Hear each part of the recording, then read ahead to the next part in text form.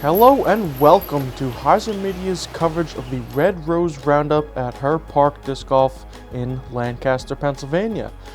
This is part of the Red Rose Roundup series, of which we're covering multiple tournaments, so make sure you subscribe below so you see all of those tournaments.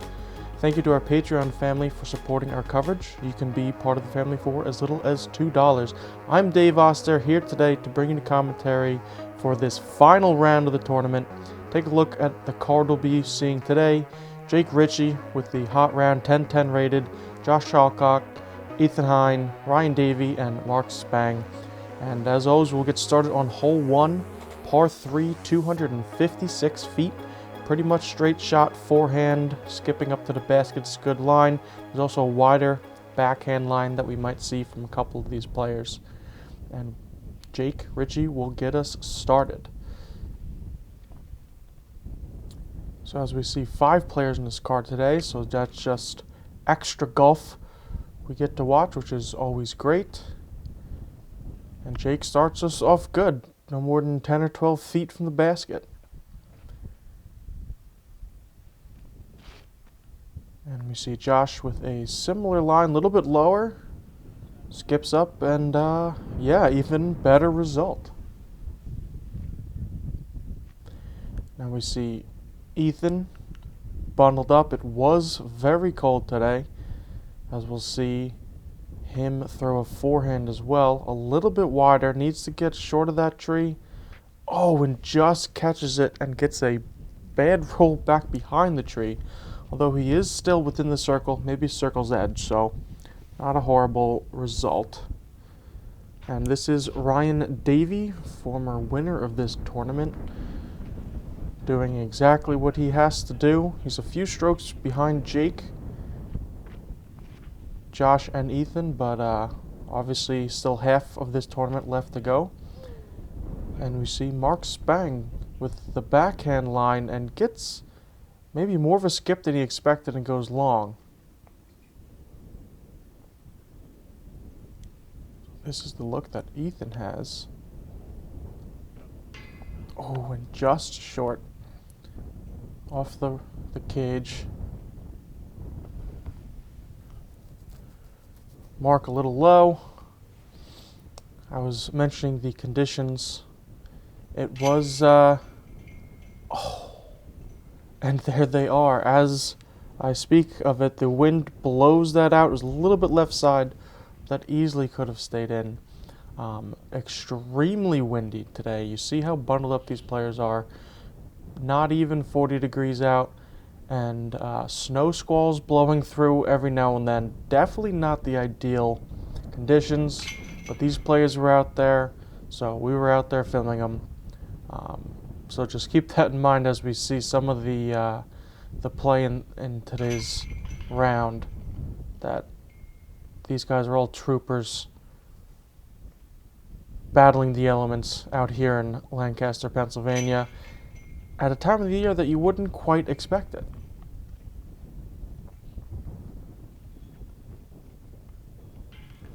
So, a couple of birdies, a few pars, hole 1, and we move a couple steps over to the tee pad of hole 2. We're looking at another par 3, 378 feet. Pretty much just a straight shot, a little bit uphill, so you could throw the backhand kind of flex or turnover line, or the forehand line pushing towards that left side set of trees, or you can go wide to the right side around this first tree that we're looking at. And it looks like that's what Jake is setting up.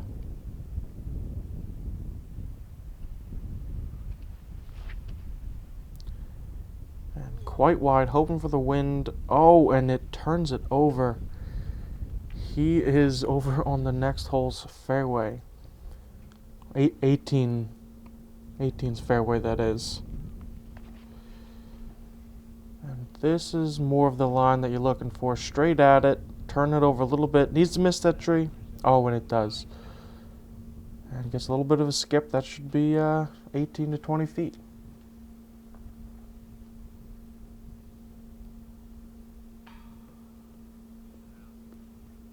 And some of the fairways on this course do go alongside each other. So we'll see a couple times that they'll be, waiting for another card to be putting or finish tapping out, whatever it may be. Very courteous to these players. Ryan looks like he catches a little bit of that tree, stops him a little bit short, but he's still got to look at it. And Ethan going very high and very wide, almost stalling out. If it's far enough,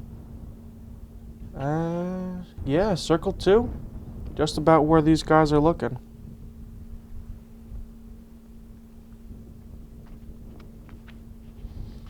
And Mark going also the wide side. Looks like it turned over similar to Jake's shot. So these two guys will be past the tee pad on 18, but pretty wide open look to get up and down through the basket. Oh, and Jake looks like he gave that basket a pretty good scare.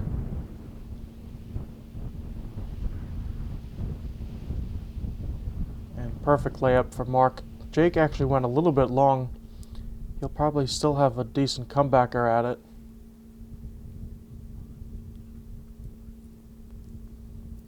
And not really wanting to get that too high. That was a smart move by Ethan. Oh, and a great putt by Ryan. That was probably 35 or 40 feet halfway through circle 2.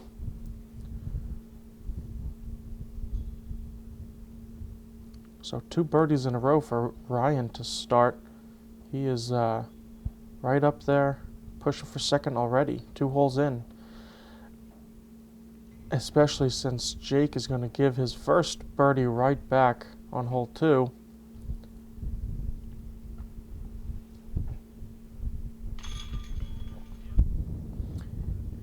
And with that, Josh is now going to be tied for the lead.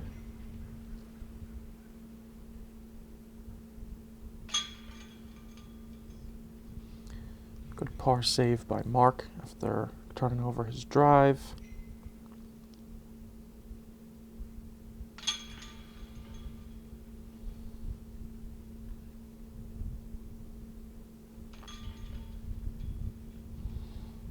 And par for Ethan as we move out of the field and into our first wooded hole. Par 3, 280 feet, tunnel shot, as you can see. Many trees that you have to avoid getting kicks from. But if you're able to do it, the distance shouldn't be too much of a problem. Probably mid-range, maybe an understable fairway driver for some of these guys. See how they fare. Josh turned this one over, and yeah, that's a very common result. It's a difficult shot. There's a couple of these trees you can see on the right side are leaning into the fairway, so you either have to keep it very low or take it kind of left to right, exactly like Ryan just did, and that's the shot you're looking for. Right to 15 feet, probably even less than that.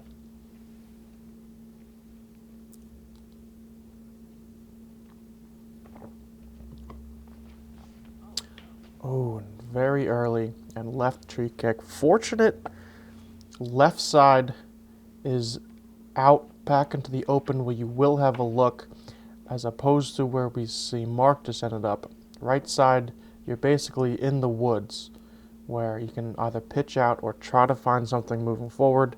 If you're on the left side, you can go all the way down basically a separate fairway, hole 2's fairway, and cut back in right at the end by the basket. So Mark looking to try a roller. Oh, and catches something right as he hits the ground. And this is that open fairway look that I was talking about. He's a decent skip. Gets somewhat of a skip, but it's not really super open down there. You kind of got to get lucky to get all the way back to the basket, but he'll have a circle's edge look. And Mark going for the second forehand roller in a row. This one looks like it's working a little bit better, but still doesn't quite get out of the woods. And Jake also on the right side, but maybe a little bit of a look. Oh, and a great skip. Needs to sit down. All right, maybe not the best roll, but he's still in the circle. Should have a good look at it for his par save. Josh, a little bit of an awkward forehand, managing through those trees and not able to get it to the ground to skip that up. It went very straight. Oh, and a good run by Mark. That was unfortunately to save his bogey.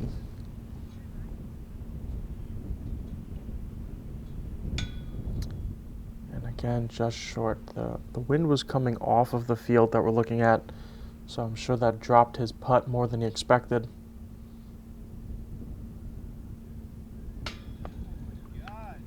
And Ethan tried to make the correction, but just not able to.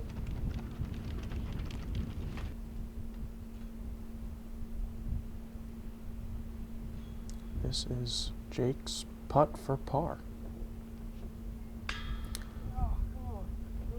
And expecting the lift and didn't get it enough.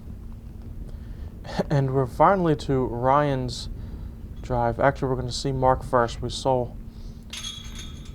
Ryan just mark his lie. And barely low enough for Mark with the unfortunate double bogey.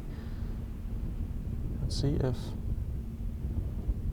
Ryan can get the only birdie on this card.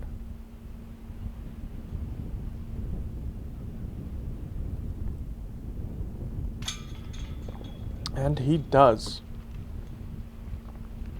That was a great shot. Not only was that the only birdie on this card, he got at least 2 strokes on everybody else on this card.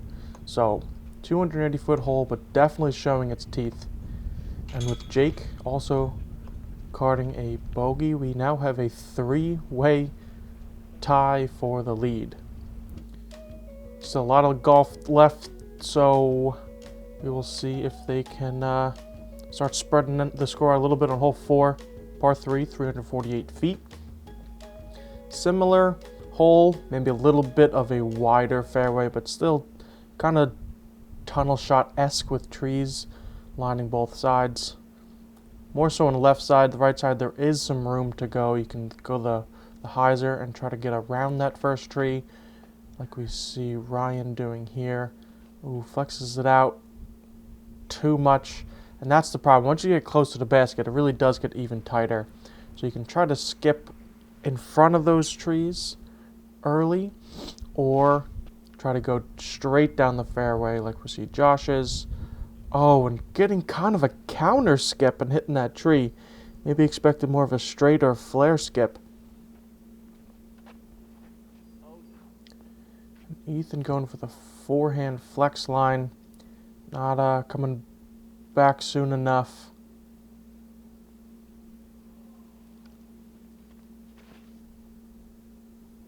And just too high for Jake. So none of these shots have really been what these players have been expecting or trying to do. Let's see if Mark can get a straight shot, and it looks like he does. Turns over just a little bit, catches a roller edge, but that's in the middle. Honestly, not quite the distance, but the straight shot that you're looking for. And Jake was a little short as well on his up shot, so he'll have circle 2's edge or further to save his par. That needs to skip.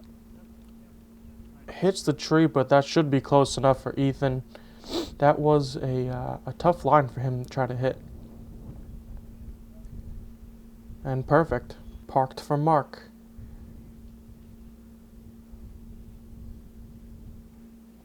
Josh as well. So uphill, 348-foot par 3.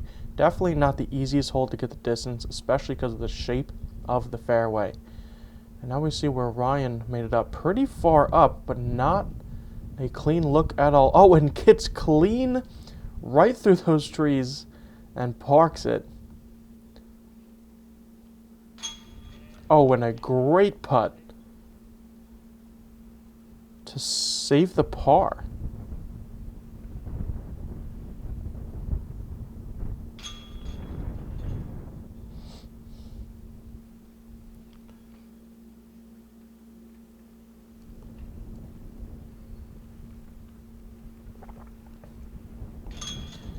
rest of these guys are just cleaning up their pars, and we will have a card with 5 pars on hole 4. And we will move over to hole 5. It is our first par 4 of the day at only 343 feet, so actually shorter than the previous hole, but much more difficult. OB all the way down the left side, road obviously OB on the right side. Trying to hit this gap or get to it on your first throw. Then again, another very tight tunnel shot with trees on both sides, playing up to kind of a tight, low ceiling green. So there's also a right side line where you can kind of either skip the road or get close to it with a backhand and skip back into the main fairway, which on cue, thank you Ryan for showing us that line. And brings in a little bit of luck, but if you keep it low, there is plenty of room to get it back into there. So that was a good shot by Ryan. A little low by Josh. As we can see, the snowflakes start to fall. This will happen on and off throughout the day. It was in you see the next shot, the sun's out. There was no time pass between those two shots, but it had stopped snowing and the sun came out. So cold, windy was the consistent weather, but bouncing back and forth between snow and sun. Just a very interesting kind of weather. And Jake not able to keep that in the fairway. I think that wound up out of bounds.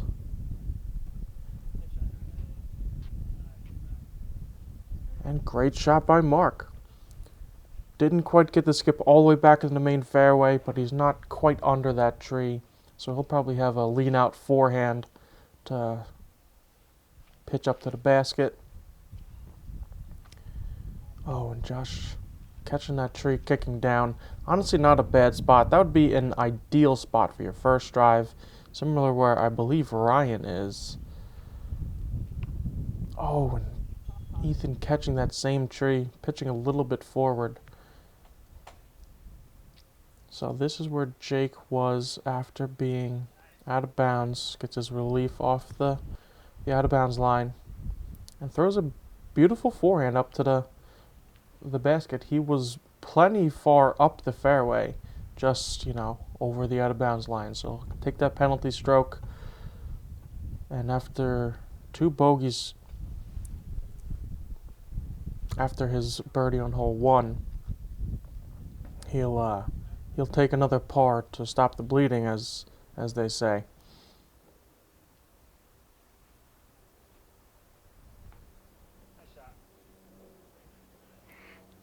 And great ups by these guys. And again, finally up to Ryan's drive. Right dead center fairway, most of the way down. And that's how you do it. Throw it straight again, and he'll have a tap-in birdie. And Ryan doing just that to get out of the way for the rest of these guys that still have a couple putts left. And good catch by the basket. A little bit left side, but good angle by Ethan to get it in there.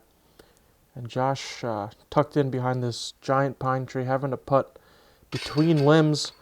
Oh, and falls out of the basket.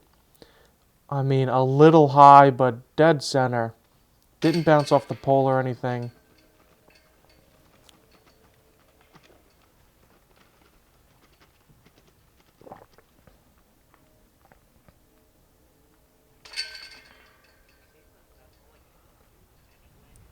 And a birdie by Mark as well.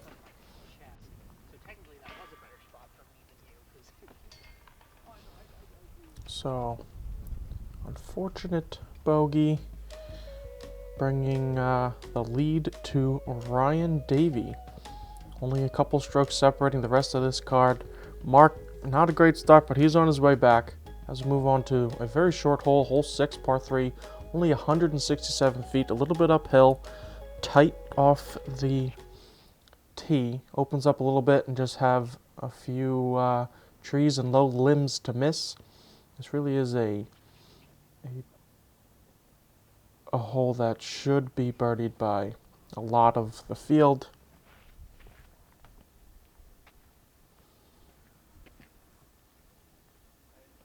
In fact, it was playing as the easiest hole today, averaging 0.7 strokes under par, as you would expect for the shortest hole in the course. So we'll see how these players are able to tackle it. So far, nothing too close, but definitely still looks at it. Jake taking it wide, needs to miss that tree. Oh, and he does, and that's the park job you expect to see. This is basically an upshot from any other hole, but of course, you know, not every hole can be long 300, 400 foot, so as Josh basically turfs it, but still has a jump putt at the basket, and decent bid. I think that's a great example of how close this hole was.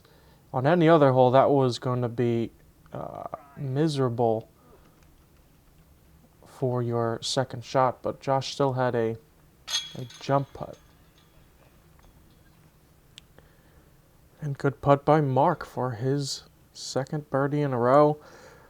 Ryan, after a storming back, misses a inside the circle putt for birdie. Luckily makes his par comebacker, which was probably almost as far as his birdie putt.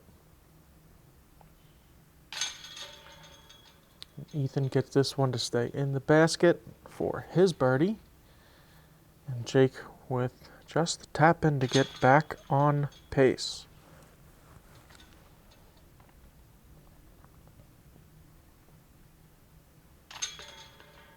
So Josh with the par, and Jake and Ryan are now again tied for the lead. As we move over to the first of 3 holes in these rows of big pines, hole 7, par 3, 259 feet. The crest of that hill kind of makes this a bit of a blind tee shot. Basket is just into the next row of trees, so you want to throw something straight that hits the ground and kind of skips to the left. Something like that, maybe without the tree kiss, would have been kind of a good looking line. Again, you have to get it to go straight, of course, and then to the left, but one of the biggest difficulties is to hit the ground to slow your disc down. As you see, it slopes down dramatically after 200 feet or so. So this could happen if you don't go to the ground. Great shape shot, but just 35 or 40 feet long. Going to make it a difficult comeback putt.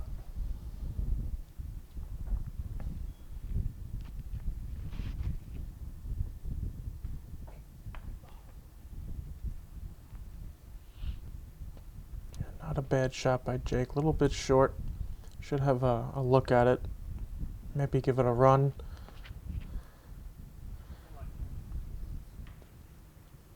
And Ryan catching an early tree. That'll be a bit more outside.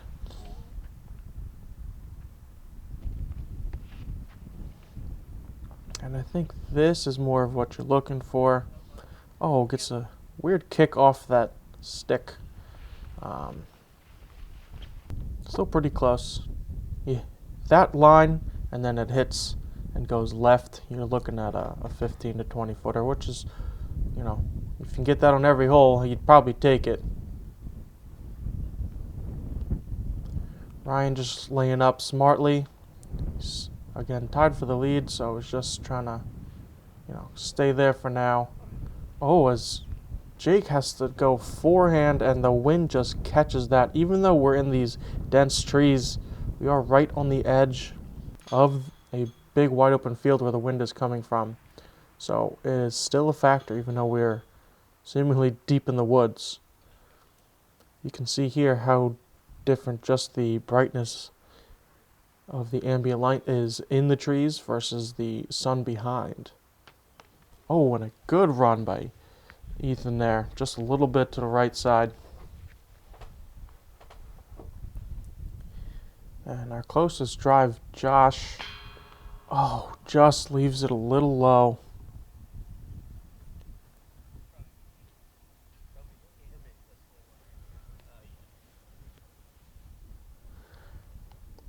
So Jake's skipping almost as far away from the basket as Josh's drive was because of that weird wind gust. Maybe he could have kept it a little bit lower, but certainly didn't expect it, like I said, in these dense trees. And nice putt to save his par. Certainly could have let that affect him, but did not.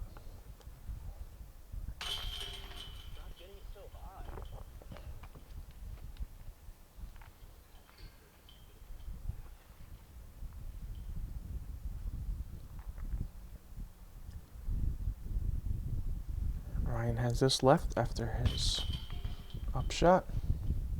Makes good on his par. And Mark and Josh deciding whether to try to putt at the same time or not. Decide to take the turn as they should, and all pars on hole 7 for this card as we move in the opposite direction. On hole 8, par 3, 297, as we see it's pretty much the exact opposite, up the hill to flat. Basket perched beautifully up at the top of this hill with the open air in the background. A lot of these tight wooded holes are very picturesque, even though they make them maybe a bit more difficult to play. And Mark getting through that line of trees and all the way past pin high. He'll have a little bit of brush on the ground and maybe a tree to contend with, but he's in the circle.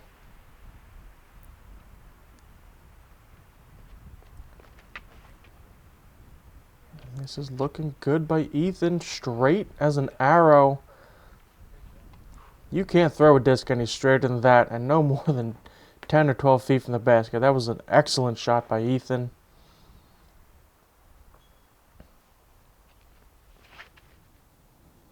Jake trying to throw the flex line.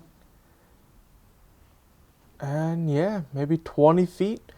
Definitely flirted with that left side row of trees, but got around it and straightened out just in time to miss the right side of the trees. So definitely used the entire fairway. Oh, and Ryan kicking left side all the way past the right side row. He's pretty far up there, so we might have a look at it. We'll have to see.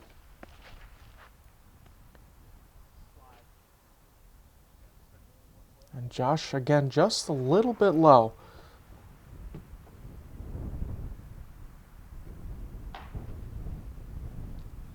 So as he pitches up, you'll see the graphic down below. Our Patreon, if you'd like to check that out, we do a lot of different things over there. Bonus contents, highlights for every tournament we cover. Disc giveaways every month, so you can support HyzerMedia for as little as $2. We super appreciate that, all of our Patreon supporters and all potential supporters of you guys listening. As we see Jake putt his birdie in, that's a great shot. Ooh, Mark a little low, but he makes good on it as well.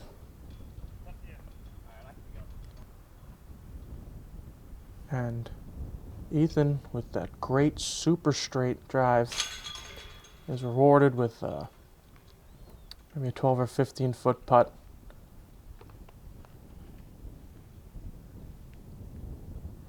So Ryan gave it a little bit of a run, has a bit of a comebacker.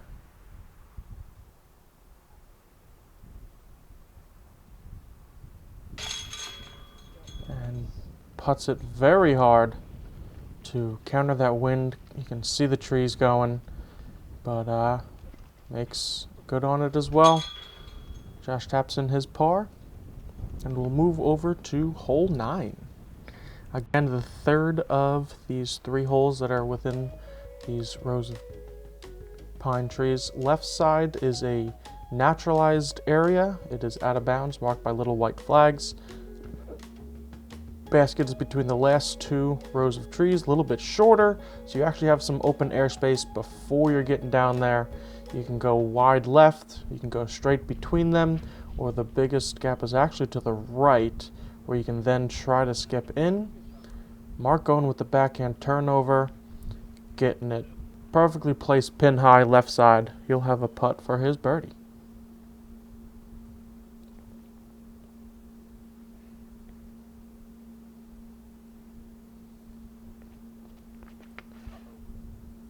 A little high from Ethan. And yeah, catches one of those limbs hanging over. The ceiling does get low the further down you go, and it's also a little bit downhill at the end, making the high ceiling downhill difficult, as we see Jake also. Oh, and a weird roll. I think it hit the base of one of the pine trees and caught an edge and rolled 2 or 3 rows of trees over. That might be a difficult approach. Ryan turns this over and hits a branch. Oh, also rolling. Oh, I think that wound up out of bounds.